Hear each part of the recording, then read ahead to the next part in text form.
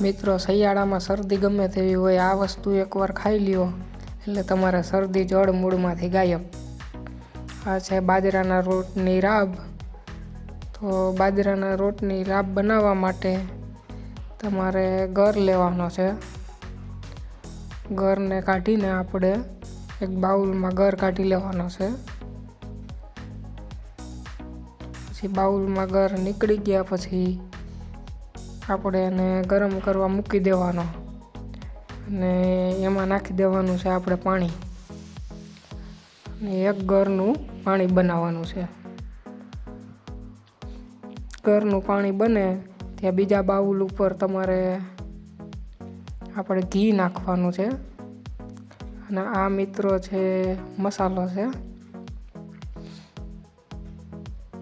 આવી રીતે ગરનું પાણી, આ સૂંઠનો મસાલો છે, સૂંઠનો.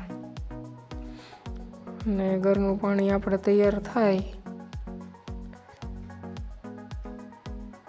આ બીજા ગેસમાં આપણે નાખી દેવાનું છે ઘી. હા, ઘી આવી ગયું છે, આપણું ઘરનું જ ઘી છે.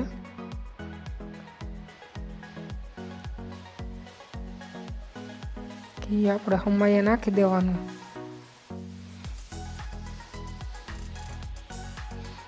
અને ઘી થોડું થોડું ગરમ થાય છે. જો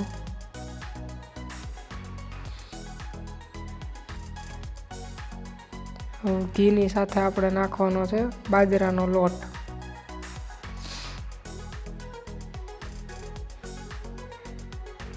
બાજરાનો લોટ આપણે નાખી દીધો છે. હવે એને ઘીને આપણે હરખી રીતે મિક્સ કરવાનું છે બેયને.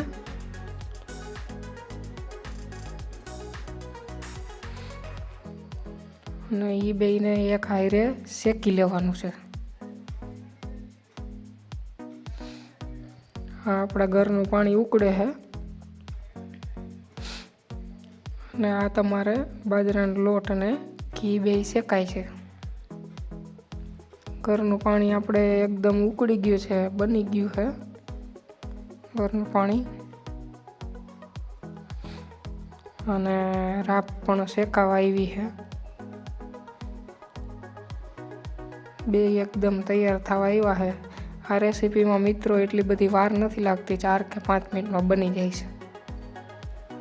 અને ગરના પાણીને આપણે રાબમાં નાખી દેવું.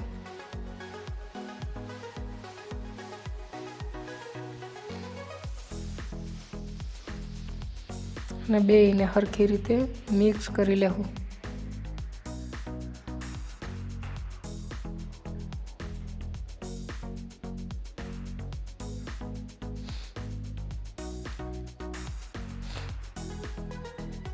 બેય સરસ રીતે મિક્સ કરી લેવાના છે.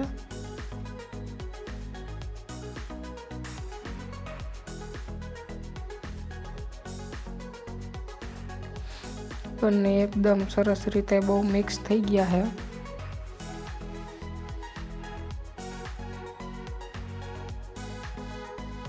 ઘાટી કે આજી તમારે જેવી બનાવવી હોય એવી તમે રાખી શકો.